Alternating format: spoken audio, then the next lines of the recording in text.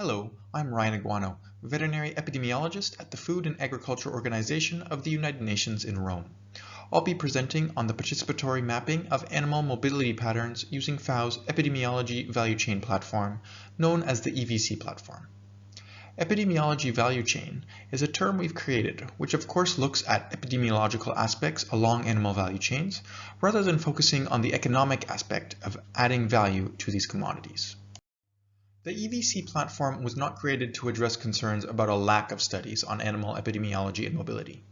Taking just a few moments to search on Google Scholar, we can quickly see that in the last 10 years, there have been about 18,000 scholarly documents on animal movement and 1,500 related to animal mobility. However, there are two main concerns we have with this work. The first being that the findings of academic studies, whose dissemination is often limited to scientific journals and grey literature, is inaccessible to those stakeholders involved on the ground and therefore unable to reliably generate an impact with those same actors. Our second concern lies with the primary objectives of these studies, which are often academic in nature. This results in significant generation of new knowledge and understanding, but potentially does not fall within the priorities of those being studied, as far as policy creation and planning of field interventions. Therefore, the EVC attempts to address these two concerns by incorporating a participatory process and working with national veterinary services on identifying their objectives for the collection, analysis, and communication of animal mobility data, and then connect these objectives directly to potential interventions aimed at generating the greatest impact in the field. Two characteristics of the EVC I want to expand on are the participatory and real-time features of the platform. By having national epidemiology units involved from the beginning in determining the visualizations and analysis they require, the applications generated are fit for purpose. In fact, we try to work backwards by first looking at what type of outcomes they want to achieve from a disease prevention, detection, and control standpoint, and then work with them on deciding what outputs will be required to support such an outcome. In the image on the bottom left, we can see a screenshot from the website, which hosts the platform. There are, in fact, multiple applications within the EVC, and within each application, there are multiple tools available.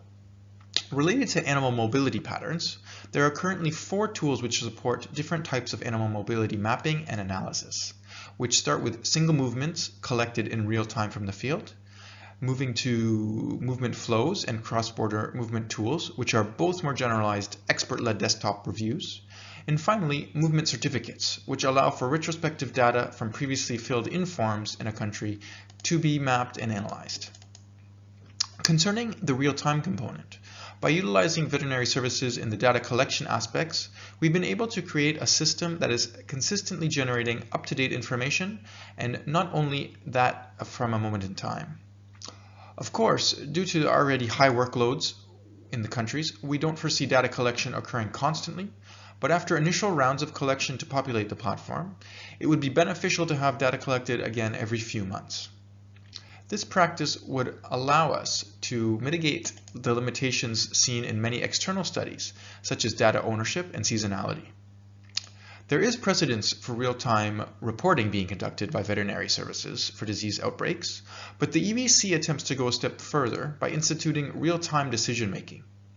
What I mean by that real-time decision-making term is that data from the field is processed, analyzed, and output near instantly, supporting both technical and policy level stakeholders in determining what interventions are needed at present. In the bottom right photo, you can see better how the data flow works. For all of the tools, it begins with a specifically created EpiCollect 5 or Google form being filled in either the field or through a desktop.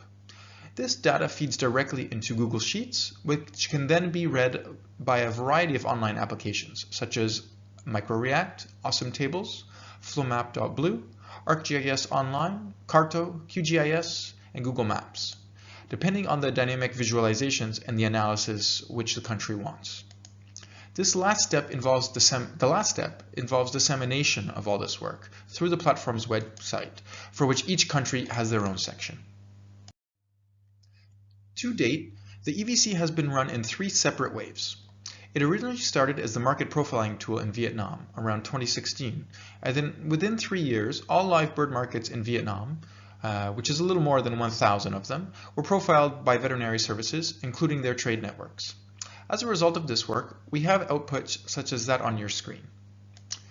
I'm not sure if the presenters are able to play the video, but without being able to see the dynamic visualizations offered by the flowmap.blue online application, you can get a sense of the trade flows between different markets in the still image, indicating where live birds are moving to and from.